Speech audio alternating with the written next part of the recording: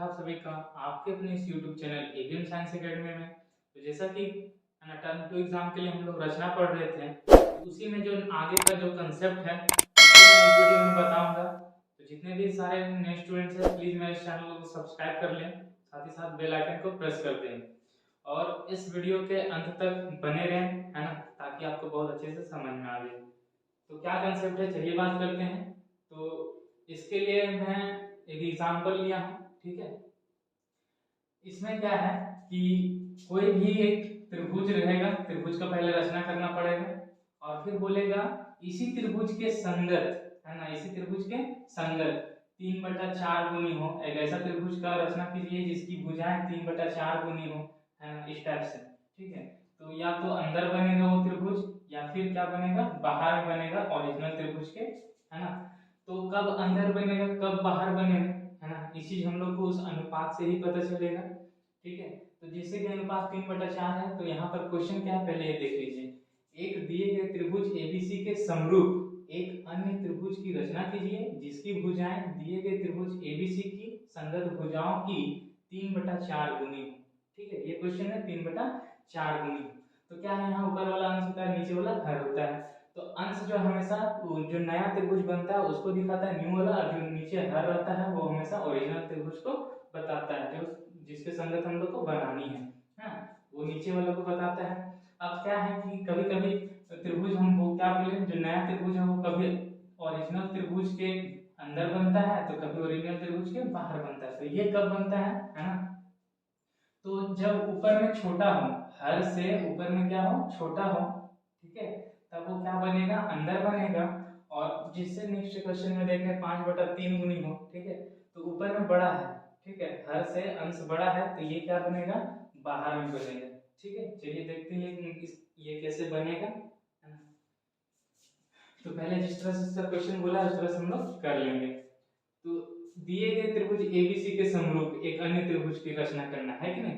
तो आपको यहाँ पर वो त्रिभुज दिया हुआ नहीं है कि क्या है इसका मतलब कितना सेंटीमीटर है, त्रिभुज की रचना करने नहीं बोल रहा है, सीधा बोला है कि एक त्रिभुज दिया हुआ है, ठीक है। तो मान के चलिए एक त्रिभुज कोई दे दिया है यहाँ पर ऐसे, ठीक है, मान लीजिए कोई त्रिभुज ऐसे दिया हुआ है। अब उसके बोला है इसके संगत भुजाओं के 3/4 गुनी। तो यहाँ से क्या करेंगे, नीचे जाएंगे और यहाँ से हम लोग, ये बहुत ज्यादा हो गया, ठीक है, अपने मन से यहाँ किसी भी एंगल का ऐसे करके नीचे खींच देंगे और जो सबसे ज्यादा रहेगा, 3 और 4 में ज्यादा कौन है, 4 है, तो यहाँ पर 4 तक इस लाइन को डिवाइड करेंगे बराबर भागों में, ठीक है। तो ये यहाँ का डिस्टेंस ले लिए इतना का, तो ये 3 और ये 4, ठीक है, 4 भाग में हम डिवाइड कर लिए हैं। इसको नाम देते हैं ए, इसको नाम देते हैं बी, इसको नाम दे देते हैं सी, ठीक है। अब क्या है कि ये इसको फिर नाम दे देंगे A1 A2 A3 A4, है ना। अब इस A4 को इस B बिंदु से मिलाएंगे, ठीक है, मिला दिए, बस सिंपली इनसे मिला देना है। उसके बाद का क्या काम है वो देखिए। 3/4 गुनी 4 मेरा ओरिजिनल त्रिभुज, तो ओरिजिनल त्रिभुज ये मिला दिए, ऊपर में 3 छोटा है 4 से, मतलब इस त्रिभुज के अंदर बनेगा, राइट, ठीक है। तो अब क्या करनी है, यहाँ से यहाँ पे एक लाइन खिंचाएगा, तो ये जो यहाँ से इस पॉइंट से इस पॉइंट कहाँ पे लाइन खिंचाएगा, जो यहाँ पे ऐसे आएगा, यहाँ से ऐसे आएगा, ये चीज कैसे पता चलेगा, ठीक है। तो लाइन खींचने की मैं दूसरी विधि जो बताया हूँ, है ना, जो भी स्टूडेंट्स नए हैं मेरे पिछले के वीडियो को जरूर देखें, ठीक है, तभी आपको समझ में आएगा। तो अब क्या करनी है कि प्रकाल के नोक को यहाँ रखना है, पेंसिल से, है ना, कुछ एक फिक्स डिस्टेंस लेकर के इससे बड़ा या इससे छोटा ऐसे करके आप खींचिए, मतलब क्या बोल रहे हैं हम, ऐसे करके ऐसे खींच दीजिए, ठीक। फिर उसी को बिना घटाए बढ़ाए, उसी को बिना घटाए बढ़ाए आप 3 में रखिए, 3 से बोला है ना, तो 3 में रखिए और फिर ऐसे करके खींचिए, 3 में भी रखेंगे और फिर ऐसे करके खींचेंगे। उसके बाद क्या करना है, इस पॉइंट पे प्रकाल के नोक को इस पॉइंट पे रखनी है और पेंसिल के नोक को इस पॉइंट पे रखनी है ना।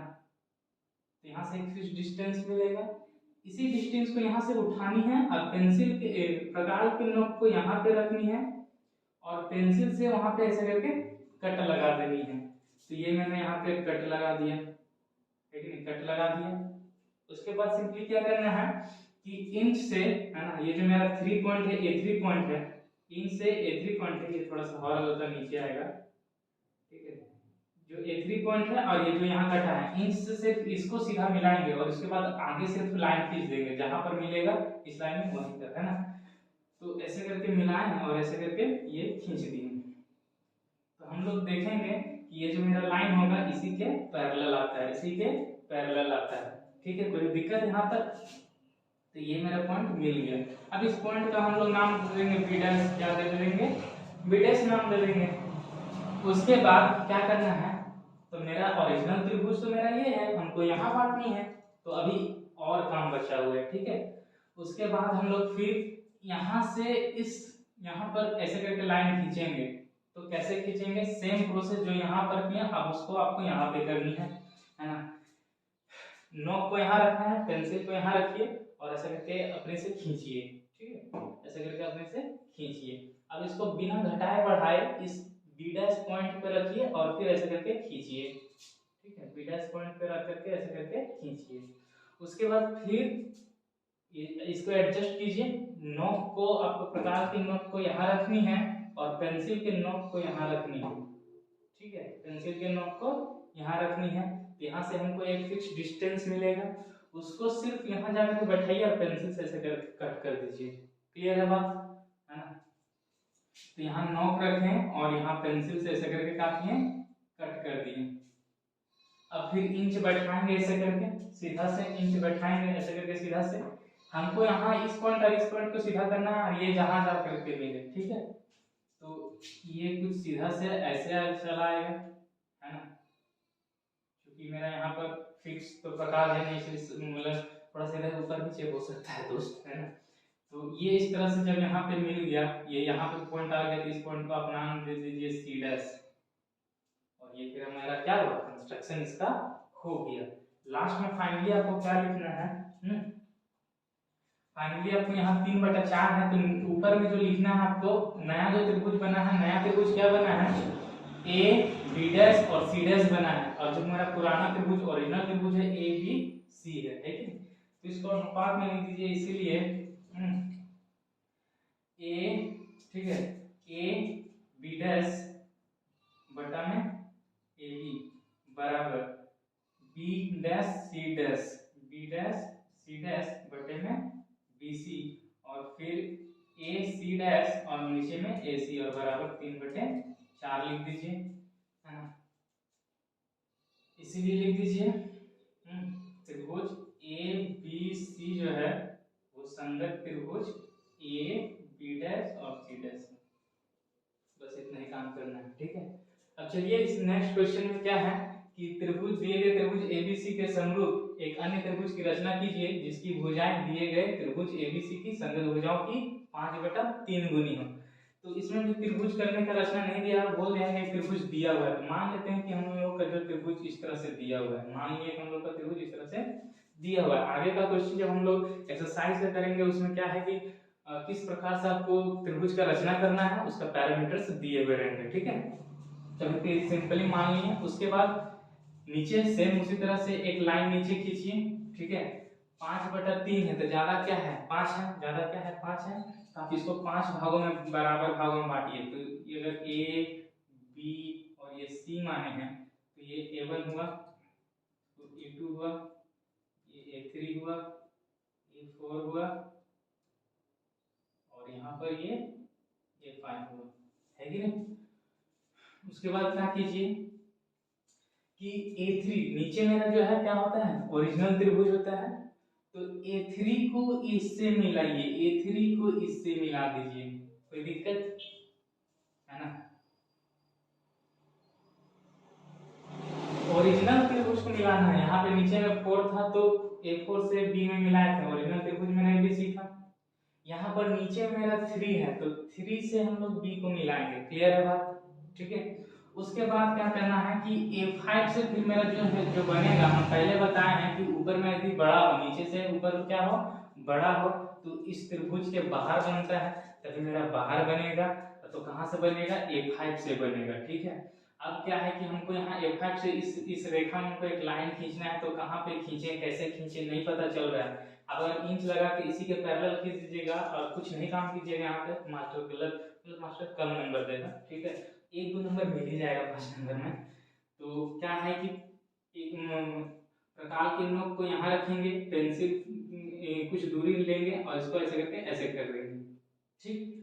फिर 5 में नोक को बैठाएंगे और इसको डिस्टेंस को बढ़ाएंगे घटाएंगे नहीं, उसी डिस्टेंस से हम लोग यहाँ पर भी ऐसे करके करेंगे सेम से, ठीक। उसके बाद फिर इसको प्रकार के नोक को एडजस्ट करेंगे, प्रकार की नोक को यहाँ रखेंगे और पेंसिल की नोक को यहाँ रखेंगे, तो एक फिक्स डिस्टेंस मिलेगा।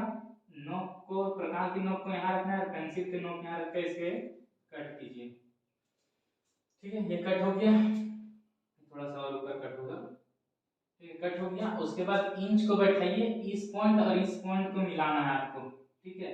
इस पॉइंट और इस पॉइंट को मिलाना है, ये आगे जाकर के जहां पर मिले, ये आगे जाकर के जहां पर मिले, तो ये जहां पर मिलेगा इस लाइन में, वो जो मेरा पॉइंट है वो मेरा बी डैश हो जाएगा, क्या हो जाएगा, बी डैश हो जाएगा, ठीक है।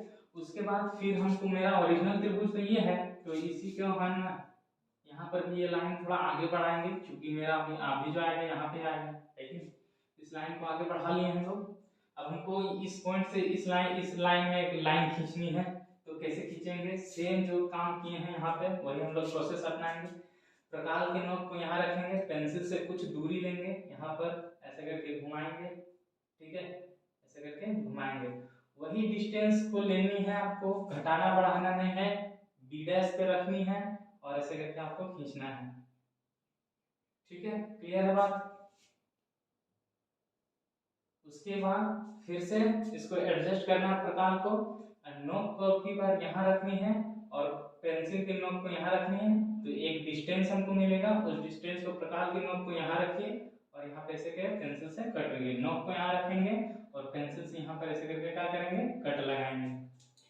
अब ये पॉइंट और ये, ठीक है, ये थोड़ा ऊपर हो गया, ये थोड़ा नीचे आएगा, ये पॉइंट और ये जो कट वाला जो मेरा पॉइंट है, ठीक है, चल रहा है भाई, ये पॉइंट और ये जो मेरा कट वाला पॉइंट है, इनसे हम लोग इसको मिलाएंगे और ये लाइन में जहां जाकर के मिले, ये लाइन में जहां जाकर के मिले वहां पे हम लोग क्या करेंगे, इसको मिला देंगे, ठीक है।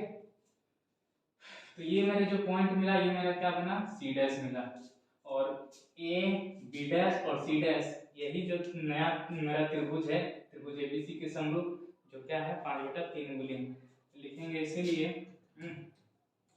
ए देखिए क्या है कि ऊपर में तो हमारा नया त्रिभुज है, तो ए और बी डैश बटे में ए बी बराबर, फिर बी डैश सी डैश बटे में बी सी बराबर, फिर ए सी डैश बटे ए सी बराबर 5/3।